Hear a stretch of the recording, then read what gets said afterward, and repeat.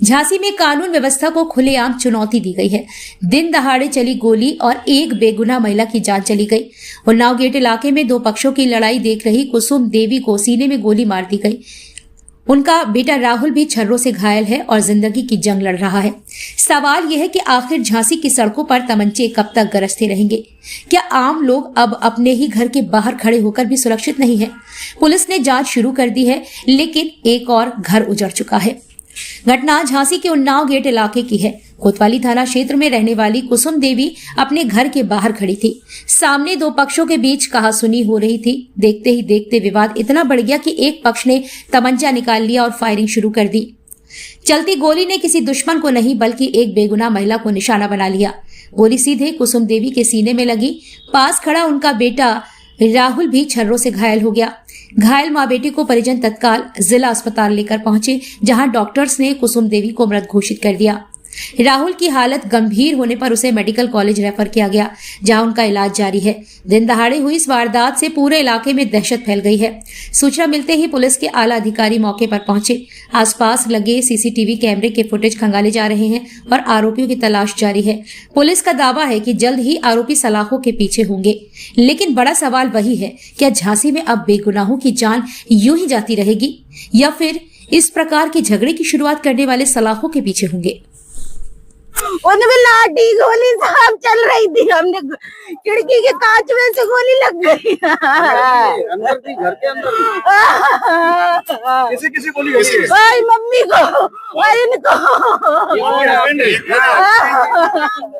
Mummy दीदी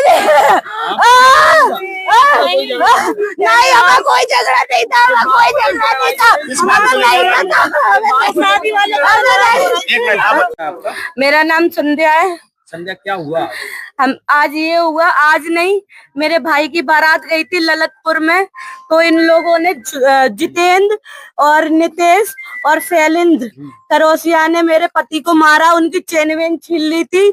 हमने ललितपुर थाने में भी कंप्लेन दर्ज कराई थी और दूसरे दिन आके कोतवाली में भी थाने में कंप्लेन दर्ज कराने के लिए गए थे, तो उन लोगों ने बोला था कि हादसा ललितपुर का है तो कंप्लेन वही दर्ज होएगी और वहां से कार्रवाई होएगी। हमने बोला था, ये हमारे भाइयों को फोन लगा के धमकी दे रहे हैं कि अपनी बहन को बुलाया तो तुम्हारी बहन को और उसके पति को गोली मार देंगे। और आज मेरे भाइयों ने मुझे बुलाया तो इन लोगों ने घर में घुस के हमें मारा और गोलियां चलाई। तो यहाँ पे हमारे पड़ोसी रहती थी कुसुम, उनके ऊपर फायरिंग हो गई और वो बेहोश रहेंगी, वो इमरजेंसी में भर्ती है। पता नहीं है वो जिंदा है या मर गई, हमें न्याय चाहिए। ये कौन?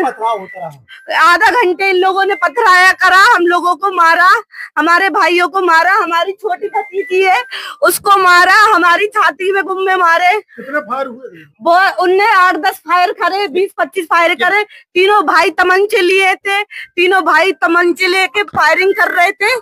हमें न्याय दो। ये कौन होते जब हमारे माँ बाप नहीं है? हमारे भाइयों ने हमें 10 साल में बुलाया है, हमारे भाइयों से कह रहे कि तुम्हें भी जान से मार देंगे और तुम्हारी बहन और उसके पति को भी जान से मार देंगे। पता नहीं, उसकी जो बीवी है वो मेरे पति की दूर की रिश्तेदार है, तो और हमारे भाइयों से जलते हैं। ये शादी किसकी थी आपको? मेरे भाई की थी, मेरे भाई की। क्या लव मैरिज की थी आपने? हाँ, हमने लव मैरिज करी थी। मेरे भाइयों ने मुझे, वो कौन है जो आपके ऊपर हमला किया? वो रिश्तेदार पड़ोसी हैं। जब हमारे सगे भाइयों ने हमें इज्जत से बुलाया, उन्होंने हमें सम्मान दिया, तो ये कौन होते हैं बोलने वाले?